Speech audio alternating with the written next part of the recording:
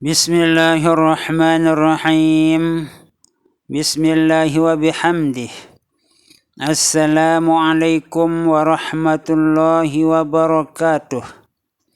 Para subscriber yang dirahmati oleh Allah Subhanahu wa taala, semoga kita semua selalu dalam keadaan sehat walafiat, panjang umur, murah rezeki yang halal, selamat dunia wal akhirah, mati dalam husnul khatimah, masuk surga bighairi hisab, selalu dalam ridha dan maghfirah Allah Subhanahu wa taala fid dunya wal akhirah, selalu dalam pemeliharaan Allah Subhanahu wa taala dari segala macam mara bahaya dunia dan akhirah.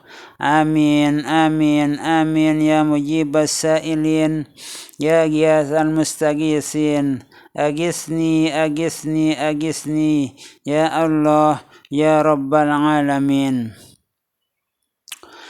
Pada awal-awal tahun 2000-an yang lewat, saya pernah mendengar cerita tentang warga Jawa yang datang berziarah ke makam Al-Maghfurlah Bapak Maulana Syekh Tuan Guru Ki Haji Muhammad Zainuddin Abdul Majid Pancor dulu di Pancor. Orang Jawa tersebut bukan hanya datang berziarah ke makam beliau, namun orang Jawa atau warga Jawa itu ingin melihat langsung dan berhadapan langsung dengan Al-Maghfurlah Bapak Maulana Syekh Tuan Guru Ki Haji Muhammad Zainuddin Abdul Majid Pancor, walaupun warga Jawa itu sudah mengetahui bahwa Al-Maghfurlah Bapak Maulana Syekh Tuan Guru Ki Haji Muhammad Zainuddin Abdul Majid itu sudah tahu bahwa Bapak Maulana Syekh sudah dikuburkan atau dimakamkan. Namun warga Jawa itu benar-benar yakin, nekat ingin bertemu dengan Al-Maghfurlah Bapak Maulana Syekh. Kemudian diizinkan oleh warga masyarakat Pancor pada saat itu untuk berziarah ke makam Al-Maghfurlah Bapak Maulana Syekh Tuan Guru Ki Haji Muhammad Zainuddin Abdul Majid Pancor. Lalu warga Jawa itu berziarah pada malam Jumat dan ziarahnya itu di tengah malam. Setelah waktu tengah malam itu, orang Jawa atau warga Jawa itu benar-benar ziarah ke makam Al-Maghfurlah Bapak Maulana Syekh dan ingin berjumpa langsung dengan Al-Maghfurlah Bapak Maulana Syekh di tempat itu. Lalu kemudian warga Jawa itu setelah di hadapan makam Al-Maghfurlah Bapak Maulana Syekh,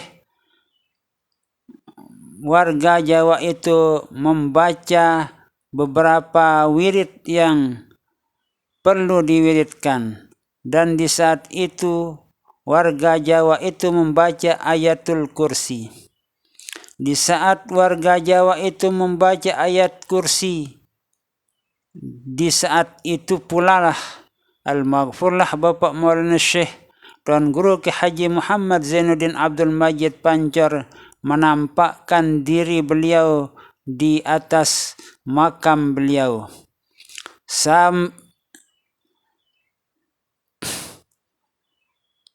Sambil membaca ayatul kursi, orang Jawa itu melihat dengan mata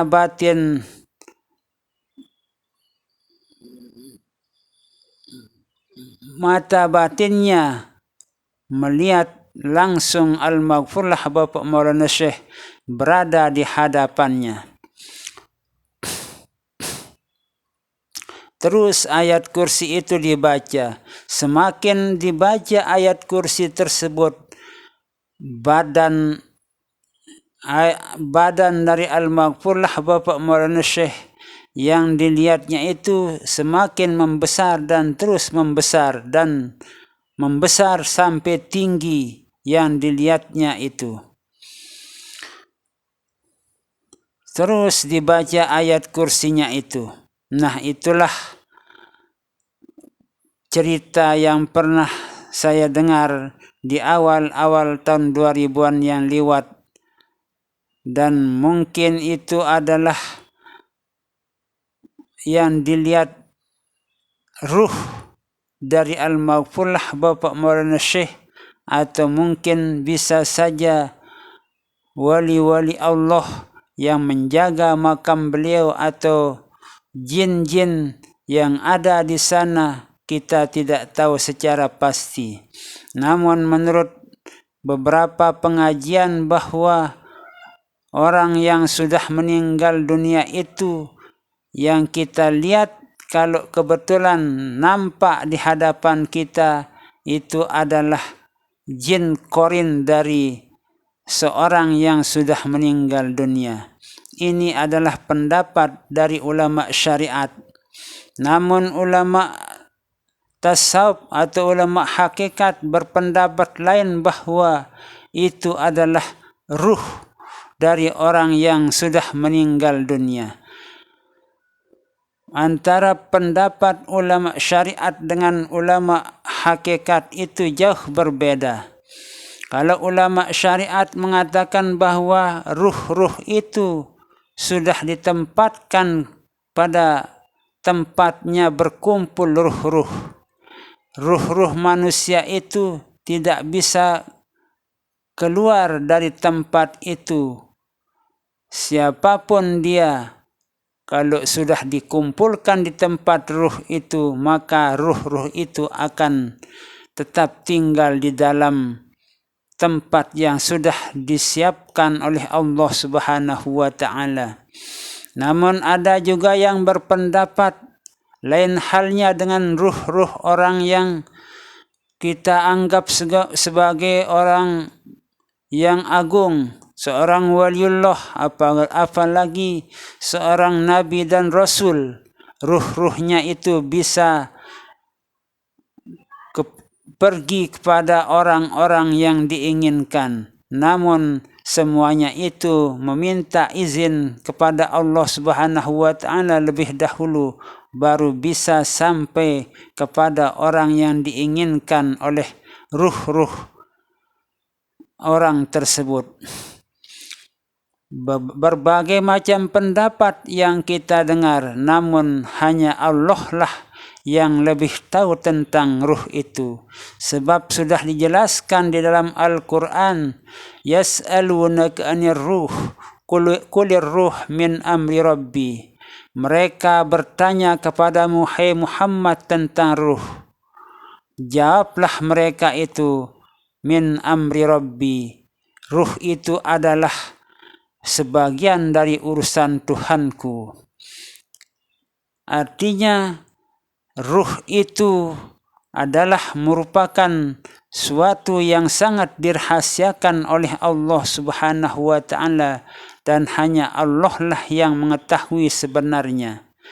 Pada suatu waktu, orang tua perempuan kami itu meninggal dunia. Di saat setelah dimakamkan akan membaca talqin. Kebetulan pada saat itu hadir seorang tuan guru yang akan membacakan talqin. Lalu ada saudara kami melihat seperti orang tua perempuan kami atau ibu kami itu duduk di atas kuburnya atau makamnya itu. Di atas kuburnya atau makamnya itu ada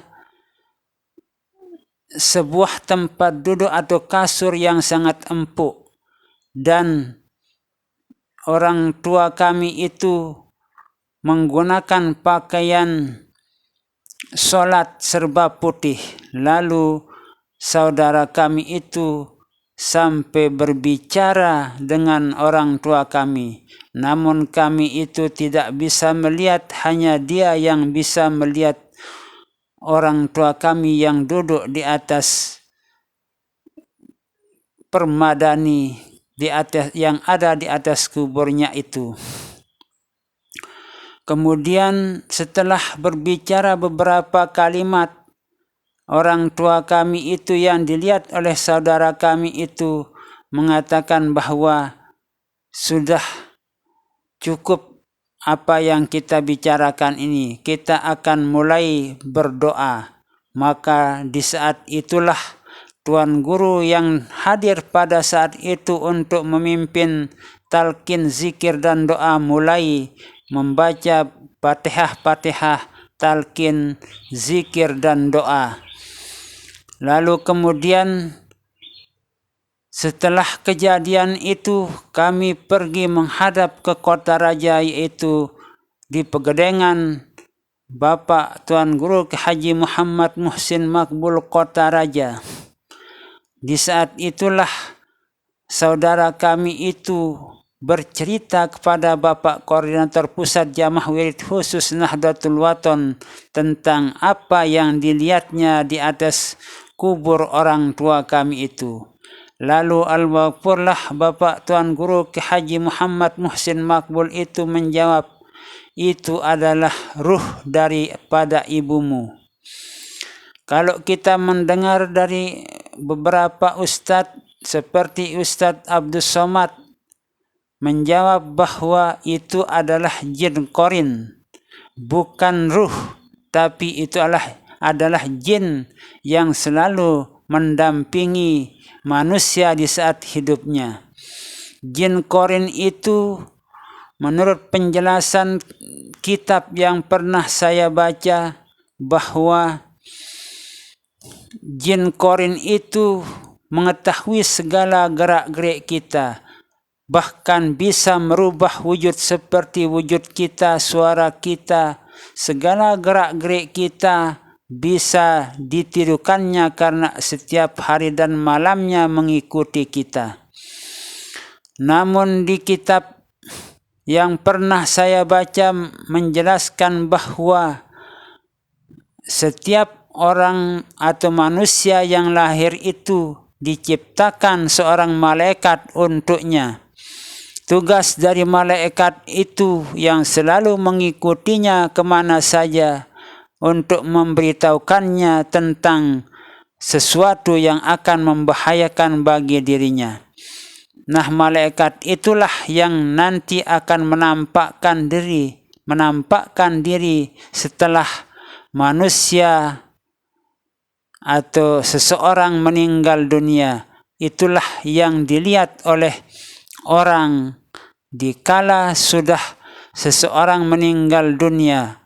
Artinya bukan jin, bukan orang lain atau bukan ruh, namun malaikat yang selalu mengikuti kita itu sudah mengetahui cara kita berbicara, cara kita melakukan sesuatu apapun, karena setiap hari dan malamnya malaikat itu selalu mendampingi kita, dan malaikat itu pun bisa merubah wujudnya seperti kita.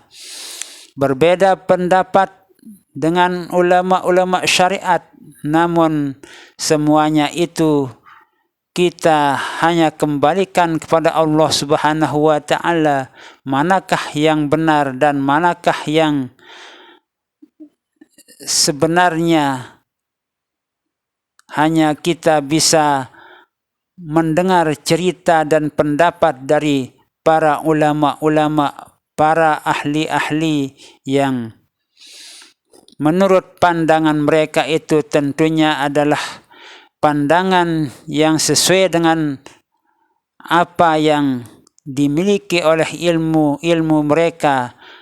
Tentunya mereka itu berpendapat punya dasar-dasar tersendiri. Jangan kita bisa menyalahkan si A, si B, karena mereka itu punya dasar tersendiri sehingga mereka para ulama atau orang-orang yang ahli itu punya dasar-dasar tersendiri. Terima kasih. Wallahu a'lamu bissawab, wallahul muwaffiq wal hadi ila sabilir rasyad.